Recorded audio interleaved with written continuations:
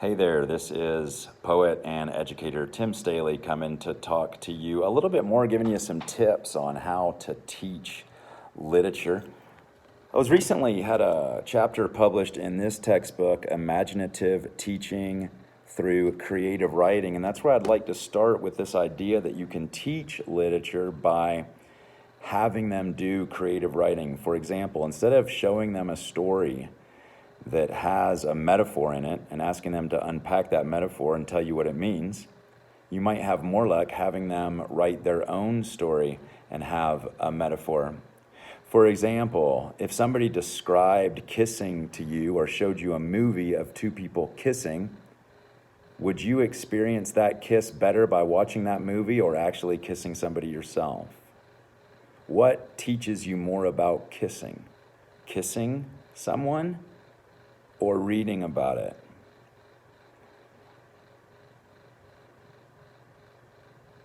Further idea is, I think when a teacher wants to bring in a story or a poem and they want to teach that story or poem, I think that there's a little bit of a problem of that. When you have a particular poem that you want to teach and you have all these preconceived ideas about what it's about and you have all these little facts that you're going to tell the students about what it means and you're going to go through your analysis, and I believe that leads to a stilted conversation because you already have this idea of where you want the poem to go. And I think that the students feel that there's not a lot of spontaneity in that.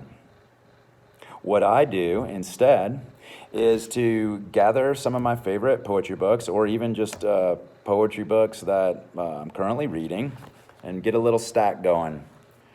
And then come into your classroom and have your students pick a number between 1 and 6. I got 6 books here.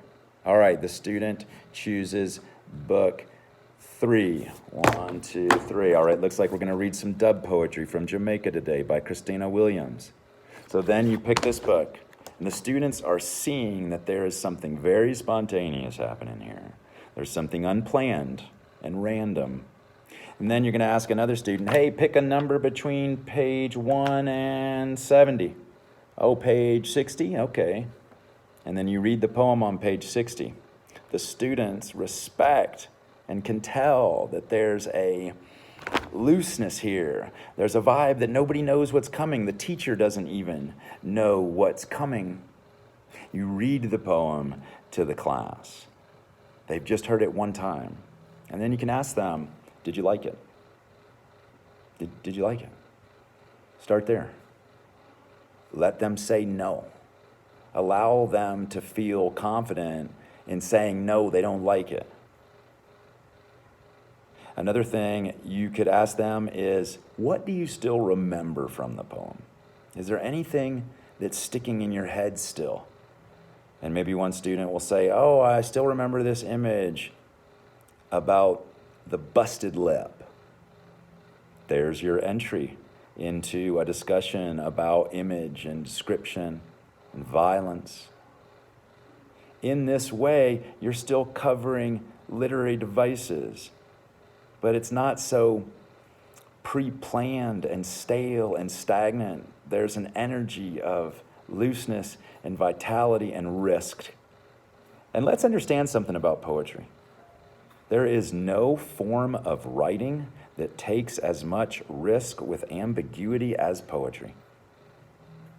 I want you to approach poetry uncertain about it. It's exactly this uncertainty that makes poetry exciting and gives it its life.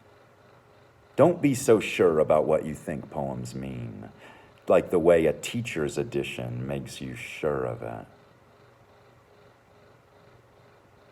A literature textbook, I don't use. I don't use a literature textbook because I believe it's been used as a torture device on students. In most literature textbooks, there's a poem in one page and then there's 7 pages of questions, analysis, blah, blah, blah, blah, blah, blah. None of that stuff does anything for me because all that stuff goes away from the beating heart of the text, the life of the text. Another thing that you could think about doing in any of your English classes especially ones that you're trying to get to be more creative in their writing, is to take them outside. Take them outside if you can, and have no expectations beside this one expectation, which is to let nature in. Take them outside. Don't give them a bunch of instructions. Just let them go out there. Especially as most of my students have spent the last 500 days at home during the COVID-19 pandemic. You have them back in school, take them outside, and just tell them to let nature in with their senses. What does the bark of the tree feel like? Have them bend their knees and look down at the ground, at the dirt. They see any ants? They see any life there? Do they see a dead frog? Do they see little seeds from a tree? I don't just believe that nature is a resource. I believe that nature is the source. And by getting students tapped into the source, I believe that they will be able to produce better writing that feels more genuine and authentic, and maybe you'll even be able to get them to get on board with writing and reading and all the things that we hope for our students in terms of their advancement in English and the literary arts.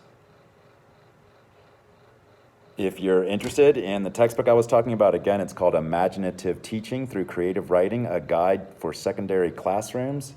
It came out by Bloomsbury Academic. It's a new textbook. My chapter is called Unruining Poetry. Please check out my first book of poetry, Lost on My Own Street, published by Pisky's Porch in 2016. Also, you can check out my second full-length collection, The Pieces You Have Left, released by Beatlick Press in 2021. Thank you so much for your time, and hit subscribe. I'm actually trying to go viral so I can retire early. Laters, y'all.